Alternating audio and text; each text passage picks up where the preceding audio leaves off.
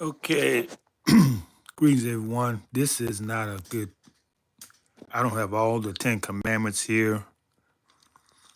However, this was the largest image I could find. So go get your own image and look at it. We're going to talk about this as my meditation exercise this morning. Greetings, newcomers and returning friends. This is Sitota. That's my government name.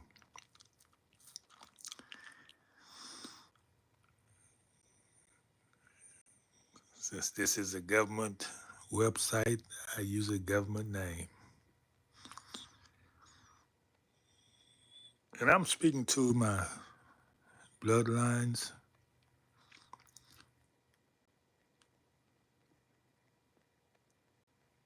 And I'm reminding you because most of them are Christians.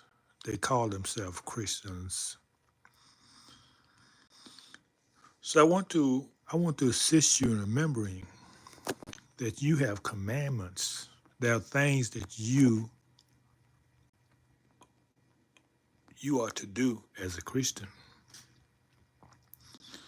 And my contention is that if we, or if you, I don't call myself a Christian, if you do these things, you would not be a sinner. We'll talk about that later because it said we all are sinners. Well, if you all sinners, why do you have to follow commandments? Think about that now. If you can't be redeemed because of original sin, then why do you need commandments to follow? Think about that. The first one, thou shalt have no other God before me. Now, they haven't defined what God should be before you. That hasn't been defined.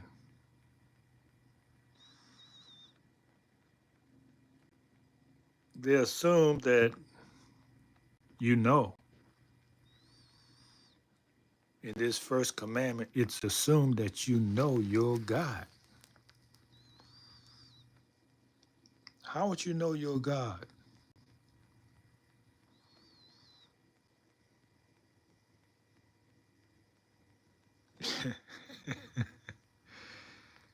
These are questions you should ask yourself. You should know your God. It will be a God you chose. Your God will be a God you chose. If you didn't choose that God, that is not your God. If it's a God that was forced upon you, now we talking about religion now, we ain't talking about God. Because most people do not separate God from religion, but they are separate. Christianity is religion. So if you accept the God of the Christian religion, it does not look like you.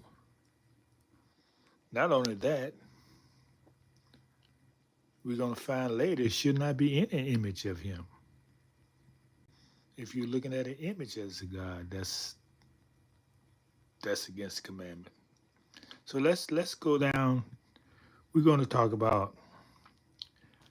I got about 7 of them on the screen. We're going to talk about these 7 commandments briefly. Thou should have no other God before me, meaning you should know who your God is. You should be able to identify your God. Number 2, thou shalt not make unto him any graven images. That's what we're talking about. There should not be a picture of God. God is a private entity in your heart. A graven image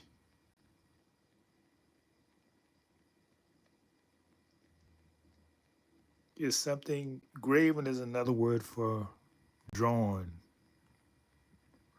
a picture, or anything where you can see. In other words, a non graven image is something you visualize in your imagination.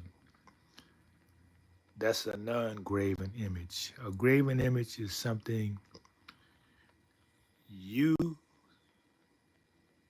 can see and you can show other people outside of you. It's not in your mind, it's outside of your mind. That's a graven image. Thou shalt not take the name of the Lord thy God in vain. Okay. Have you asked yourself, what is the name of thy God? So you won't take it in vain?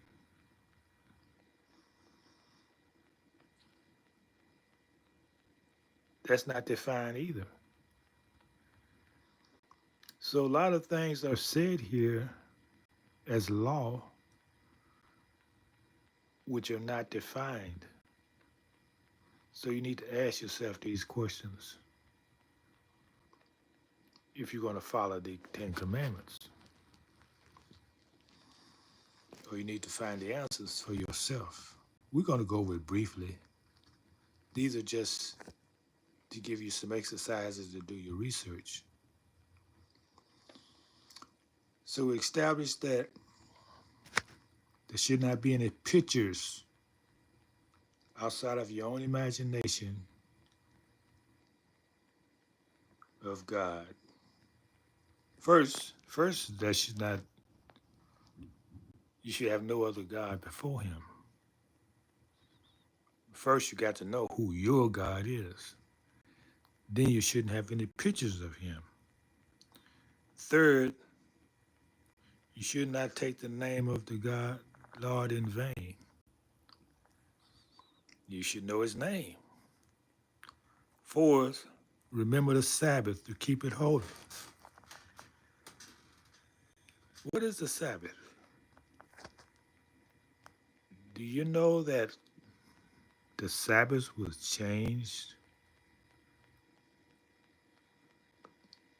Yes, did you know the Sabbath was Saturday and it was changed? You need to know these things. Why Saturday? Because that's the first day of the week.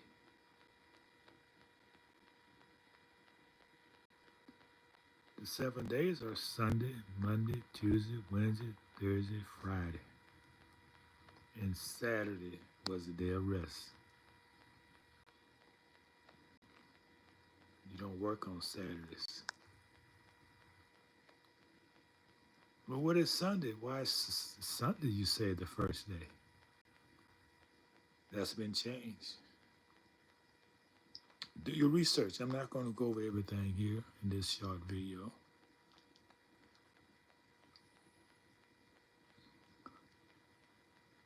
So if you got to remember the Sabbath, it means somebody may tell you it's something else. So you got to remember. Because somebody's going to try to make you forget. Otherwise, you wouldn't have remember in there. You would know it. So telling you to remember the Sabbath. Because somebody's going to tell you it's something else. 5, honor thy father and thy mother. That's a big one. Honor thy father and thy mother. Who are the father and your mother? They're your parents. Do you honor your parents? It's not on their parents. It's not on your parents. It's the parents' parents. When you honor your father and mother, you got to honor their father and mother back and back and back. I know it doesn't say that, but you have to know what father and mother is speaking of. They're speaking of father and mother in your bloodline. Otherwise, be very limited and just say, well, I'm going to honor my father and mother, but my grandfather and mother, I'm not going to honor them. My great father and mother, I'm not going to honor them. My great great father and mother, I'm not going to. No, you're not going to do that. So, what in essence it's saying is honor your ancestors. What is an ancestor? That's your bloodline, how you got here, who brought you here, far back. So you got to know your bloodline. You got to know your family tree. And you got to honor all of them. They are your father and mother.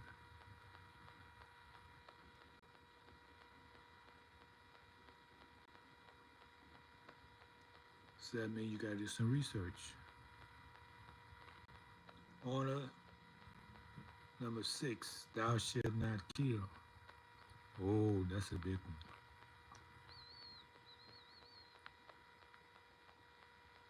Thou shalt not kill. Now, what about murder? They have laws against murder. Oh, murder is premeditated. Did you know the legal definition of murder? You got to have malice. You got to have hatred, anger to murder somebody.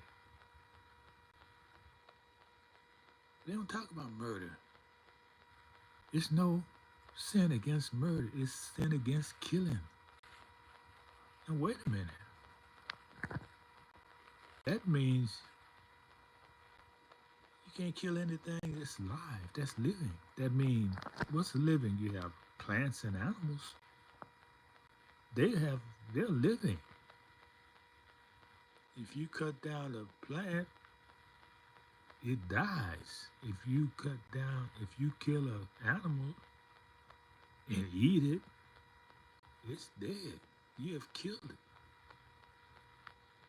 Well, you may not have killed it personally.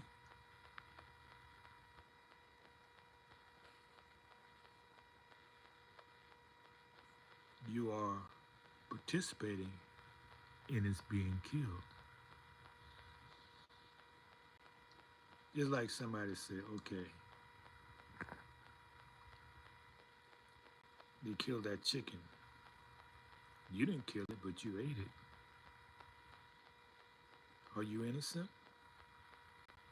Because you participate in the sin of its being killed. I'm just going through it, meaning what I see in them. There's nothing about killing a human being in here. Let's just say kill. Now you find in the Bible, God says to wipe people out. Not just kill them, to destroy their seed. That's in the Bible. Don't leave anyone. Well, that's got to be understood.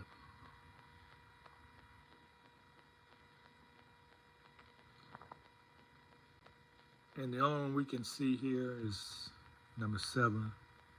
Thou shalt not commit adultery. Adultery is having carnal knowledge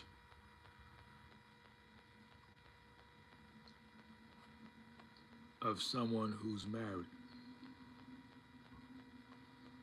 So does that mean that it's okay if the person is not married?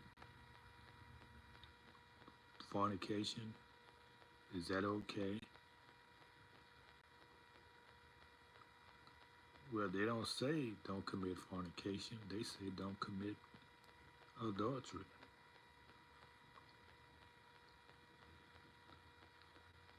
But don't you think adultery is limited?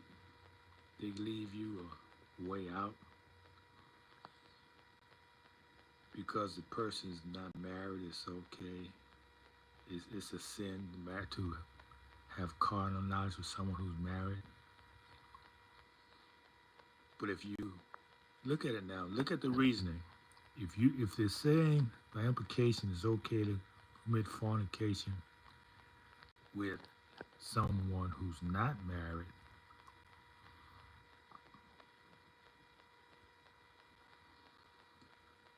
then what's the purpose of you getting married? If fornication is okay, then you have destroyed the purpose of the institution of marriage.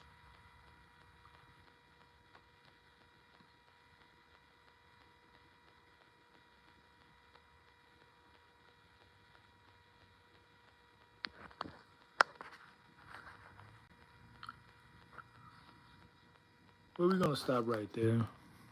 For time constraints, I got things to do, and I'm sure you do too. Don't want to keep my videos over 10 minutes. That's just two more, and I think they're about not bearing false witness. And what's the other one? Uh, not stealing. Them the other two.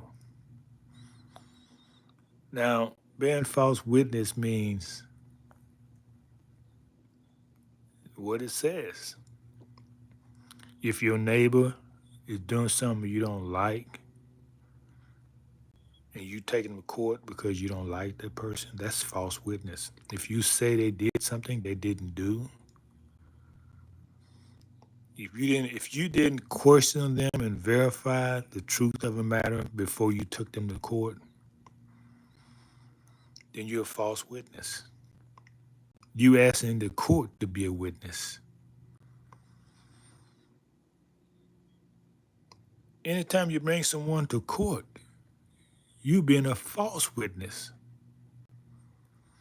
because you don't know if they did it or not.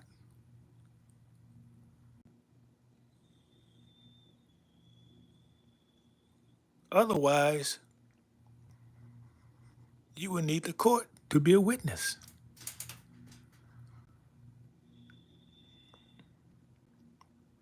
So what is that saying? That's saying that anytime you have a dispute with someone without understanding, if you're arguing with them, you're bearing false witness against them. You talk about people, you gossip.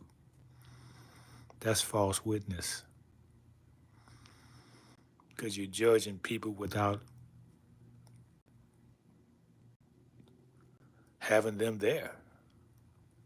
The only way you can be a false witness is that you don't consult the person, you don't ask them.